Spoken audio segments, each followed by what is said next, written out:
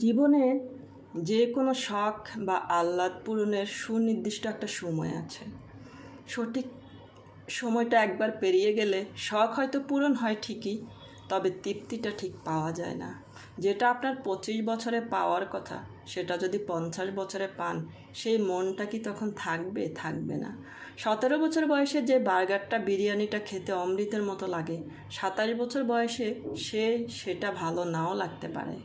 18 বছর বয়সে এসে সমবয়সী কারোর সাথে শাড়ি পাঞ্জাবি পরে রিকশায় ঘুরতে ভালো লাগতে পারে। 28-এ যে একই কাজ করতে ভালো লাগবে তার কোনো গ্যারান্টি নাই।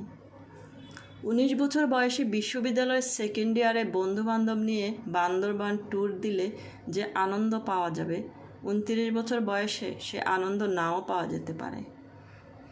একদিন নিজের ছাদে বাগান করব, এই আশায় বসে থেকে যে মানুষটা নিজের বারান্দায় টবে কোনো গোলাপের চারা লাগালো না, ছাদ হওয়ার পর দেখা গেল সেই মানুষটার আর বাগান করার সময়ই নেই। একদিন চাকরি করে বাবা মাকে দামি দামি শাড়ি পাঞ্জাবি কিনে দেওয়ার স্বপ্ন দেখা, মানুষটা চাকরি করে টাকা কামাবে ঠিকই, কিন্তু ততদিনে বাবা মা হয়ে যেতে পারে সৃষ্টিকর্তার মেহমান। জীবনের ছোটোখাটো স্বাদ আহ্লাদ খুব দামি জিনিস। এইসব জিনিসই একটা মানুষের হৃদয়কে জীবিত রাখে, সতেজ রাখে, প্রাণবন্ত রাখে।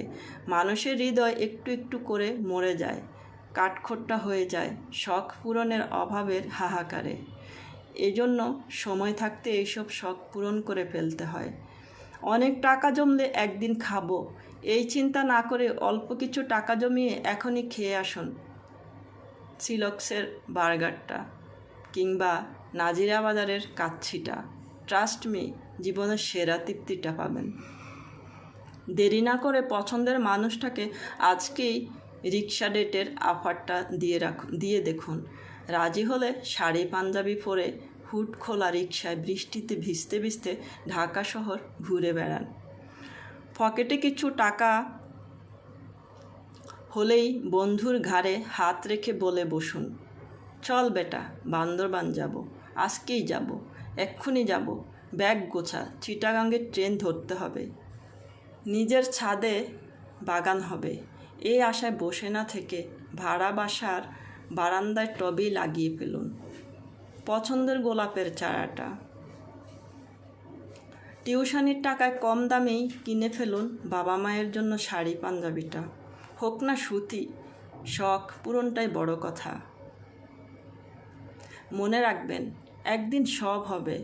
এই আশায় যে নিজেকে বঞ্চিত করে, তার জীবনে কিছুই হয় না। তার জীবন কাটে বিষণ্ণতা আর অতৃপ্তিতে, শেষ হয় আফসোস আর হাহাকার।